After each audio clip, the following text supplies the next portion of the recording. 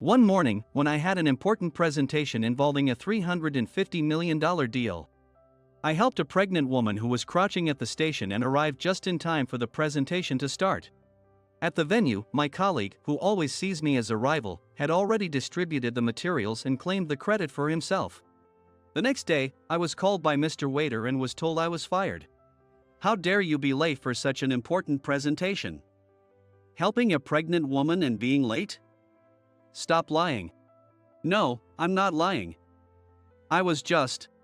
As I tried to explain, my colleague interrupted. Oh, Mr. Waiter, this guy is always making up stories. It's a good thing I was able to cover for him this time. Or it would have been a huge loss for the company. Exactly. I hate liars the most. We don't need someone like you in our company. You're fired. Be gone. My colleague smirked next to me. Sure, it was my fault for being late. But to be fired without verifying anything. However, those who wronged me don't know. This is the countdown to their end. My name is Hugo, and I work at a venture company in a big city. Even though it's a venture company, it has already gained some recognition. And it's a great place where even someone like me with just a high school diploma can have their hard work and skills acknowledged. Because of that, the work is busy, but I live a fairly fulfilling life. Today, I came to a familiar bistro with my colleagues Kyle and Mia to celebrate the success of our team's presentation. This place, called Four Elements, is just off the main street and offers delicious seasonal dishes. The young hostess, Michelle, looks beautiful in a dress and is well liked by the customers. Of course, the food is also excellent, and I love their stews. It's like a nostalgic taste of home, and no matter how tired I am from work, just having a drink here washes away the fatigue. Oh, Hugo, it's rare to see you. Are you with your colleagues today? Yeah, we had a good day at work, so I thought we'd celebrate with some delicious food. Well, that's wonderful. Then I must show my appreciation for your patronage. Oh, thank you as always. Michelle smiled gently and handed me a hot towel. Then, Mia sighed softly as she looked at Michelle. Wow, you are really beautiful. How do you say, you have this mature charm? Guys must really like women like you. Oh my, thank you. It's flattering to be praised by someone so young. I'll give you a little extra as a thank you. Michelle said this and handed Mia a small dish. Here, this is for you. It's on the house. Wow, it looks delicious. Watching the interaction between those women, I sipped my beer with a warm feeling. Then Mia suddenly asked, Hugo, you also like women like her, right? Slightly choking, I replied, well, I don't think there's a guy who wouldn't like someone like her. Mia, visibly annoyed, poured more beer into my glass. See, I'm just a young kid with nothing but youth going for me. Hey, are you already drunk before you even started drinking? Quiet, I'm gonna drink a lot. Mia kept clinging to me, and it didn't sit well with Kyle. Kyle, who graduated from a famous university, was friendly when we joined the company. But his attitude changed as soon as he learned I only had a high school diploma. He would dump all the tedious work like data collection and analysis on me and take all the credit for himself. Hey, Hugo. I need this report by tomorrow. What? By tomorrow? I still haven't finished what you asked for yesterday. Come on, a high school graduate like you has the guts to handle it. Your only asset is your stamina, right? He said this in a jokingly sarcastic manner and shoved the work onto me. Mia, who didn't like Kyle's way of doing things, often grumbled about it. Seriously, he never does any of the tedious tasks and dumps everything on Hugo. Does he think he's better just because he's a university graduate?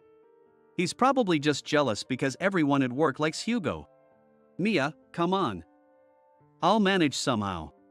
Geez, Hugo, you're too nice. But don't overdo it, or you'll collapse. Yeah, thanks. That day, I stayed late into the night to finish all the work Kyle had assigned to me. I knew Kyle looked down on me because I was only a high school graduate, but I didn't feel any inferiority about my educational background. That's because I chose not to go to college. My mother ran a community kitchen from our home, providing free meals to children who couldn't afford proper food. She was what you would call a meddlesome, big-hearted mother. My father would help with the shopping after work, and I assisted with various tasks from a young age. Community kitchens attracted kids with all sorts of circumstances. Among them, there was a sibling pair named Mimi and John who came frequently. Their household was a single-mother family, and their mother worked multiple part-time jobs. For dinner, the two of them would share a single PJ sandwich. Whenever I saw Mimi and John, they always looked so skinny. I remember my mother bringing them to our kitchen one day, seeing how thin they always were. Kids need to eat a lot, play hard, and sleep well. That's their job, she said, laughing heartily as she served them mashed potatoes and pork stew. It seemed like it had been a long time since they had a warm meal, and they ate eagerly, saying how delicious it was. From that day on, they came to our kitchen daily, and we became like siblings. I wonder what Mimi and John are doing now.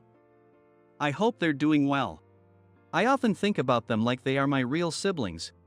The community kitchen received some donations from NPOs, but most of the costs were covered by the owners. We got most of our ingredients directly from the garden my grandparents maintained as a hobby. As an only child, I enjoyed having so many small companions around. Watching young siblings eat my mother's meals with big smiles made me happy. During such a life, when I was in high school, my father passed away due to illness. My mother intended to close the community kitchen, but I didn't want her to stop, so I decided not to go to college and started working instead. Eventually, a few years later, my mother followed my father, and we had to close the kitchen.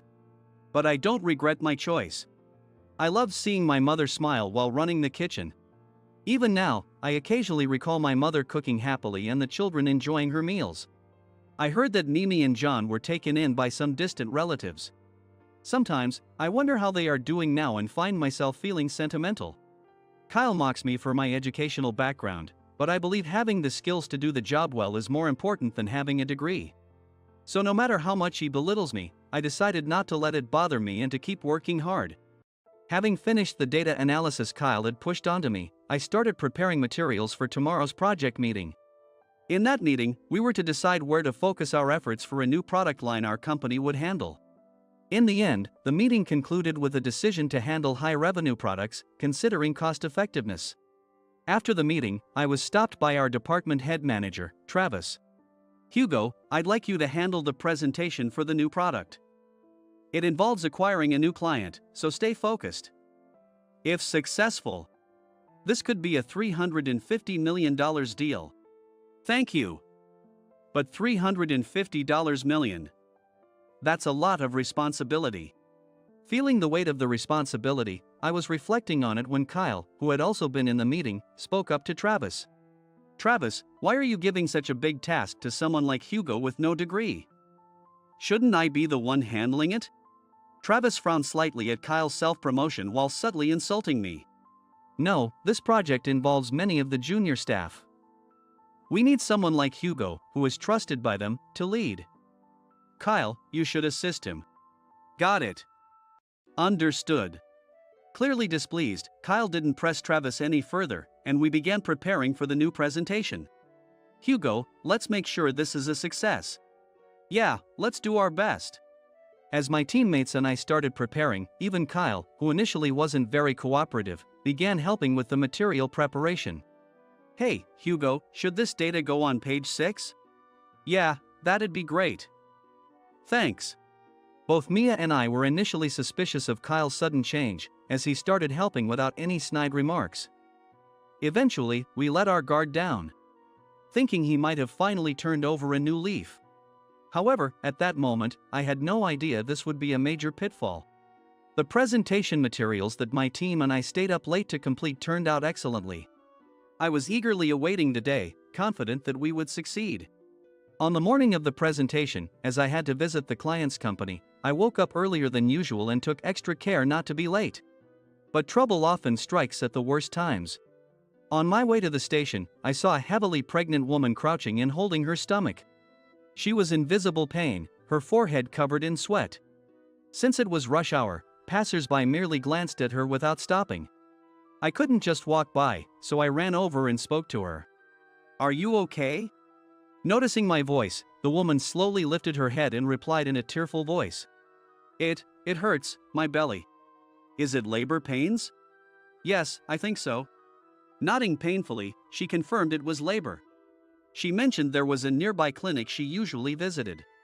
Though her due date was still ahead, labor had suddenly started.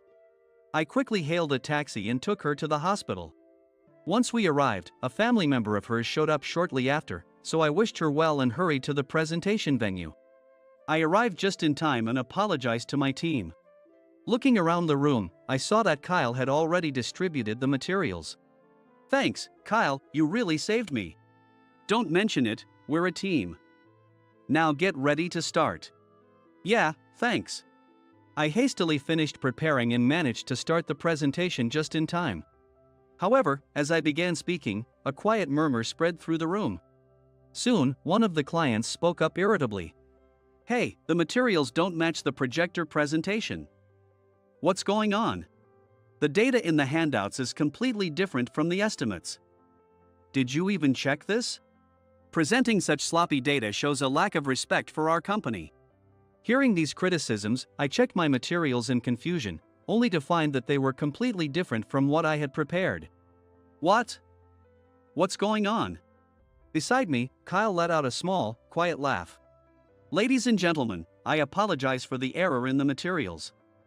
Please take a look at these updated handouts," Kyle said, distributing the correct materials I had prepared. Then, taking the microphone, he added, "From here, I'll take responsibility for the explanation," looking at me with a mocking smile. Since it was a $350 million deal, I had to step down quietly to not disrupt the atmosphere, though I was filled with frustration. Kyle's explanation was based entirely on the script I had prepared. "I've been tricked," I thought, clenching my fist in anger. Kyle had likely planned this from the start, aiming to make me look incompetent and himself more capable to the higher-ups. Though the presentation ended smoothly, Kyle's actions had left my reputation in tatters. I was now seen as the guy who was late and used the wrong materials. That was my new reputation. The next day, Mr. Waiter came to my department and reprimanded me harshly. "What were you thinking? Not only arriving just in time for the presentation, and then used the wrong materials. You've disgraced our company. Unbelievable. I am truly sorry." I sincerely apologized, though it sounded like an excuse. Explained that I had been delayed helping a pregnant woman and that the materials had been switched. But Kyle interrupted me. "Mr. Waiter, everything Hugo is saying is completely false. This guy is all talk and always manages to deceive everyone." Even during the last successful presentation, Travis gave Hugo all the credit, but I did all the data analysis. As for the materials this time, when I checked with him, he assured me they were correct. But from my experience, I felt something was off. So I prepared backup materials just in case. Thankfully, they came in handy. Everything Kyle said was a lie.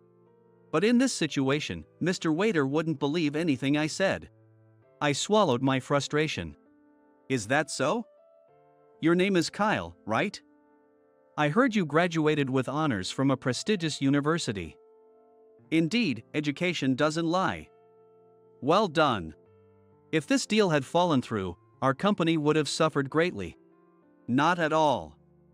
I just did what needed to be done." Such humility is commendable. Still, I had heard from Travis that Hugo was a promising talent. This is disappointing. And I hate liars.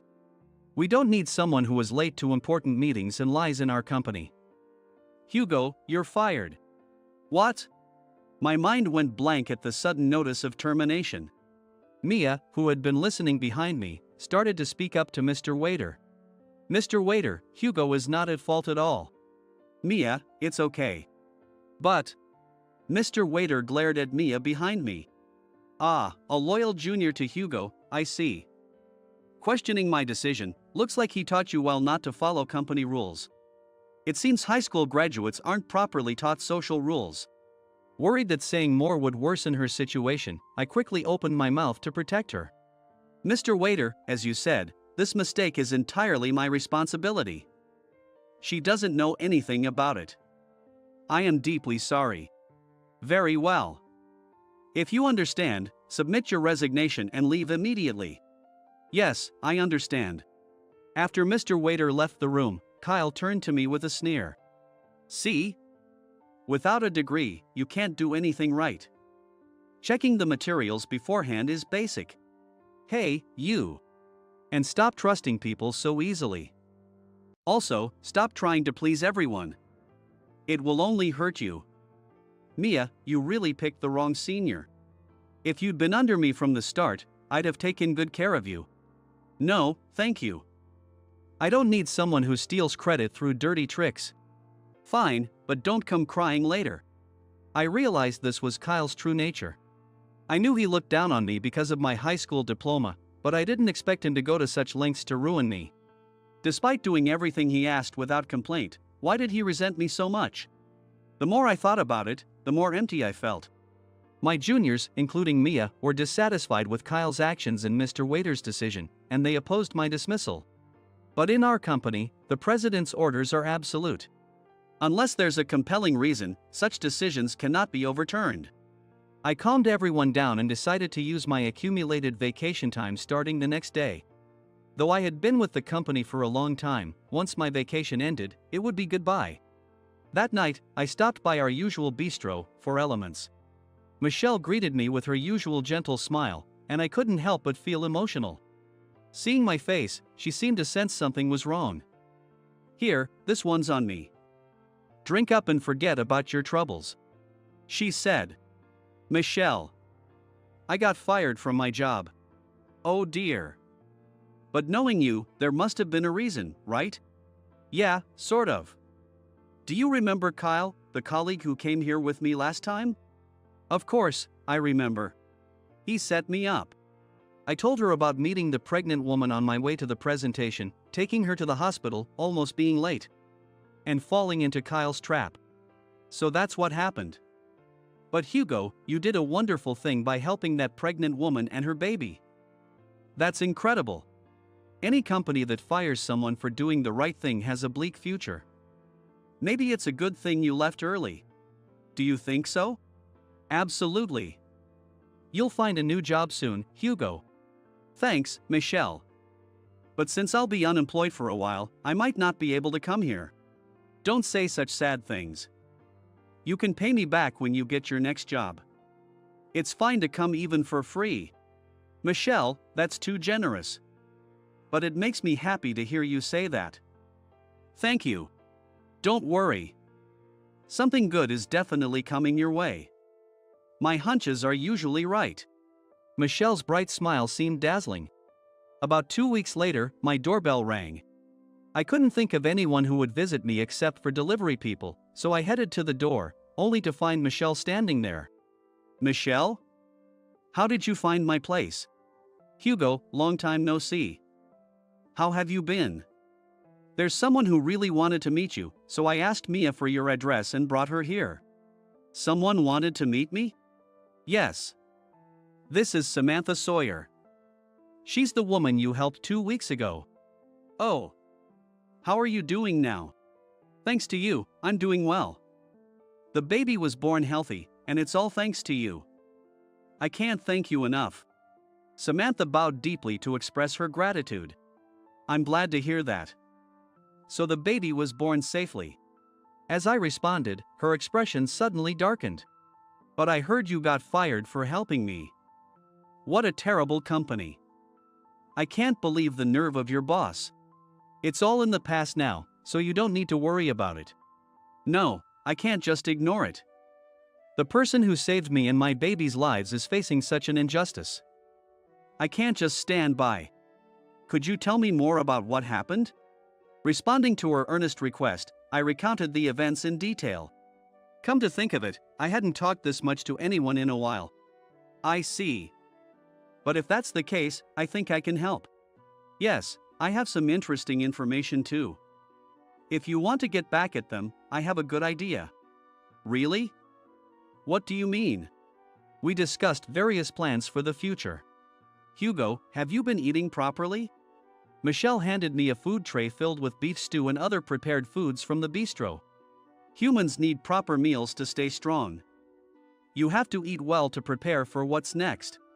Michelle, thank you. Don't mention it. By the way, Hugo, did you give Samantha one of our bistro's business cards at the hospital? Yeah. So that's why you came here with her. Exactly. You're quite absent-minded, aren't you? Sorry. I laughed it off, but in truth, I was incredibly embarrassed. Being a huge fan of Bistro 4 Elements and Michelle, I had always carried the Bistro's business card with me as a sort of good luck charm. In my rush to get to the presentation, when Samantha asked for my contact info, I accidentally handed her the Bistro's card. After being fired, I couldn't find the card anywhere, realizing I had given it to Samantha by mistake. But in the end, it worked out, as I gained strong allies in Samantha and Michelle. All's well that ends well. Samantha, do you still have that business card? Yes, I do. Here it is. I've kept it safe. Could we trade it for this one? Why? Asked Michelle, curious. Feeling awkward, I answered honestly. I love Michelle's Bistro. No matter how tired I am, stepping into the restaurant instantly refreshes me. So the business card is like my lucky charm. My, that's so sweet. Michelle blushed with a pleased expression. Until you find a new job and proudly come back to the bistro, I'll deliver our food to you, she offered. What? Hugo, you can't refuse a lady's offer.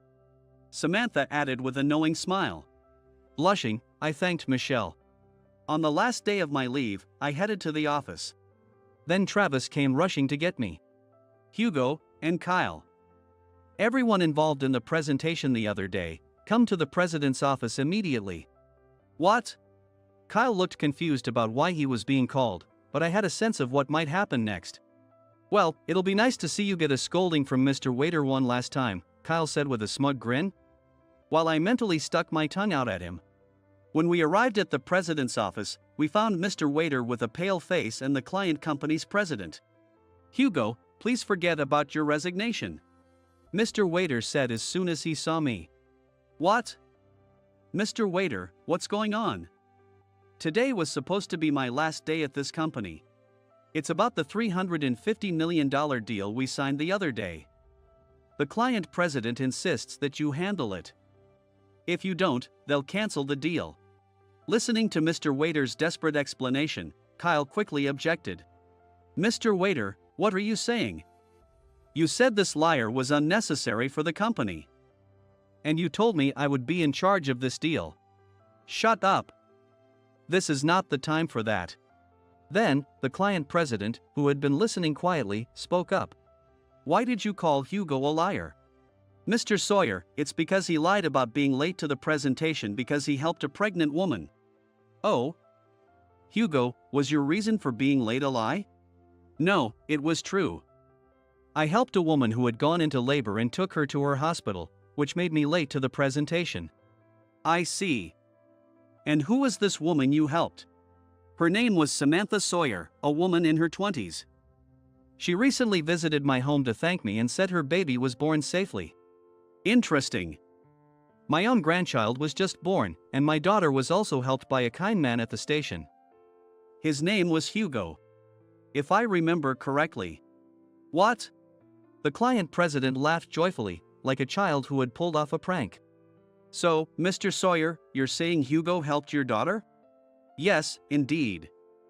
How could I stand by when the man who saved my daughter and grandchild is being called a liar and fired? Kyle's face contorted with anger as he spoke. But putting him in charge just because of that is completely personal. He presented incorrect materials and is incompetent.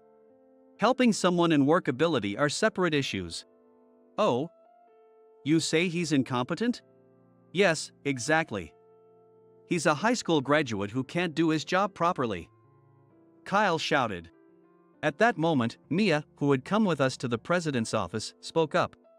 Mr. Waiter, I have a report about the materials used in the presentation. Mia, what is it? Yes. The incorrect data in the presentation was created by Kyle.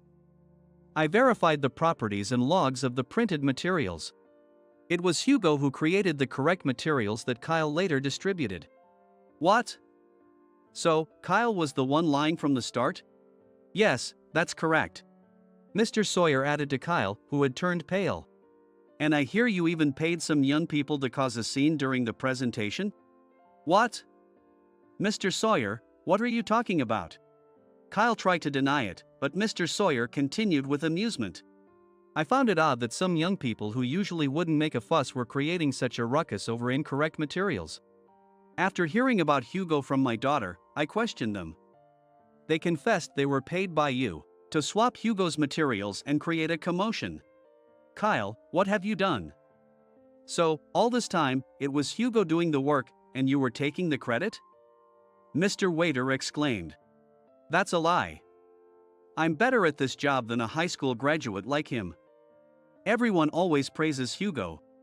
But I'm the one who truly cares about this company. Kyle shouted. That's the biggest lie of all. Suddenly, the door to the president's office swung open, and in walked Samantha and, surprisingly, Michelle in a suit. What?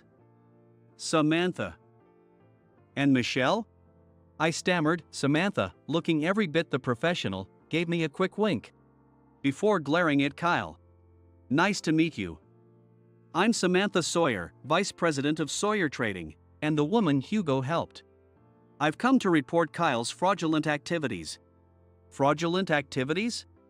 Mr. Waiter couldn't hide his surprise at this revelation. In this recent deal, our representative, Harrison, was approached by Kyle with a scheme for inflated billing. They planned to split the profits evenly, already having prepared a falsified invoice for $100,000, with $50,000 each. Harrison consulted me at the last minute, wondering what to do. So Kyle's claim of being loyal to your company is a complete lie. That's a lie. I've never heard of anyone named Harrison. Kyle desperately denied. Now it was Michelle's turn, in her suit, to speak. Oh, come on, Kyle. You and Harrison come to my bistro quite often. Just last night, you were both there. I even have a video of you two on my phone. She showed the video on her smartphone, which clearly captured Kyle and Harrison discussing their plan. All you have to do is follow what I said, and you'll make a fortune. One deal, $100,000. Easy money, right? Kyle said, with his arm around Harrison's shoulder. This video was undeniable evidence. I filmed this because the conversation was so suspicious. Kyle always acted rudely and bothered other customers. Despite my protests, he wouldn't stop. I recorded it for moments like this, in case of any trouble. Michelle explained with a smile but cold eyes. Damn you. You all conspired against me. How could you prefer this high school graduate over me? I'm an elite graduate from a prestigious university. I'm far superior to him. Kyle shouted, losing his composure. Shut up. Everything is your fault. You're fired, Kyle. Mr. Waiter yelled, his face red with anger. Hearing the commotion, security arrived and restrained Kyle, who was still shouting. He was placed on administrative leave immediately. So, Hugo, what do you want to do? Do you still want to work here? Mr. Sawyer asked. I shook my head decisively. No, I don't plan to return to this company. What? Hugo, please come back. Mr. Waiter pleaded. No, Mr. Waiter. At first, I thought this company was great because it gave someone like me a chance. But this incident showed me otherwise. I want to work somewhere I can truly utilize my skills. That's right. Hugo deserves that. He should thrive in a new environment. So, Dad, as the vice president, I want to hire him for our company. Is that okay? Samantha asked. Suddenly Samantha wants to hire me. This was a golden opportunity for me. Having recently learned about their company from Samantha, I found it intriguing. Of course. I was planning to hire him personally. Mr. Sawyer replied. Thank you, Dad. So, Hugo, let's work together from now on. Yes. Thank you very much. Thus, I joined Sawyer Trading, which has branches all over the world. Now, I'm in charge of the import division, bringing in various goods from overseas. I have a close relationship with Samantha's family, and I become good friends with her son, Hayden. After Kyle was fired, the $350 million deal was cancelled. However, I now import the cosmetics that were supposed to be purchased from my previous company at a much lower price. Resulting in substantial profits for Sawyer Trading, Samantha is in an excellent mood. And as for me, Michelle has become more than just a friend. In fact, she's practically moved in with me. Today, I'm enjoying her delicious cooking at Four Elements, along with some fine sake. This is my moment of bliss. Recently, another regular has joined us at the bistro. It's Mia, my former colleague, now drinking sake in front of me. I finally transferred to Sawyer Trading to get closer to Hugo, but I was too late. So frustrating. She had followed me to Sawyer Trading and had become a respected buyer known for her female perspective on purchases. But I understand that Michelle is unbeatable. One day, I'll become as wonderful as her and find someone even better than Hugo. Oh, Mia, you're already wonderful. Michelle reassured her. Thank you. Another round of your recommended sake, please. Hey, take it easy, I said, trying to calm her down. Michelle laughed and placed a dish of stewed food in front of me. As I ate, I praised her cooking again. Michelle, your cooking always hits the spot. It's like a nostalgic taste of home. Really? I'm glad you like my cooking. But it's no surprise you do, Hugo. Really? Why's that? Haven't you figured it out yet? Hugh. Wait, that name. Could it be Nini? Yes, it's me, Nini, also known as Michelle. No way. You've changed so much, I didn't recognize you at all. She was the same Mimi who used to come to our community kitchen for dinner every night. Then what about your brother, John? Oh come on, Hugh, you see him all the time. He's our head chef now. What? That John is the muscular chef with the buzz cut? Yes, that's him. You must be shocked, right? He used to be so skinny, and now he's got muscles like a gorilla. But we owe everything to your mother. The taste of her food is what we strive to replicate. We're truly grateful. That makes sense. No wonder your cooking tastes so familiar. To us, food is linked to happiness. When you're hungry, you feel so sad and can't do anything. But at the community kitchen, after a full meal, we felt so happy and slept well at night. John felt the same way. Your mom gave us happiness.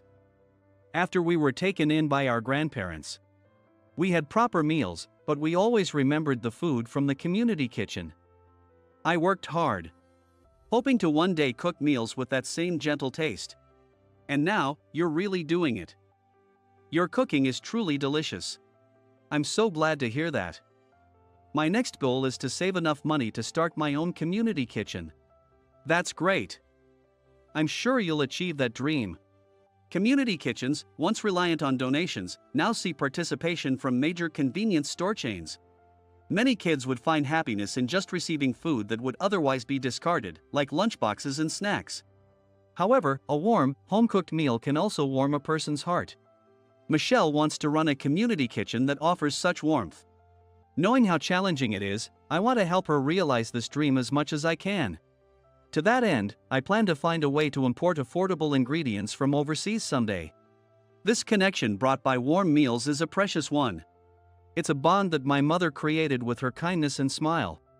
I want to cherish this important connection forever.